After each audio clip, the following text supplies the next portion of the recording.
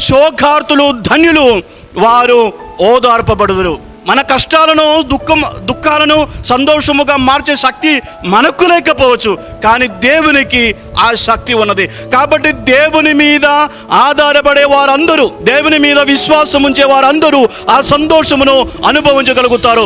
దేవుడే దుఃఖాలను సంతోషముగా మార్చేవారు, దేవుడే మన బాధలను తొలగించేవారు. శోకించు వారిని ఓదార్చుటకు శోక వస్త్రములను మార్చివేసి ఆనంద తైలమును ఇయ్యడానికి దేవుడు ప్రవక్తను పంపారు.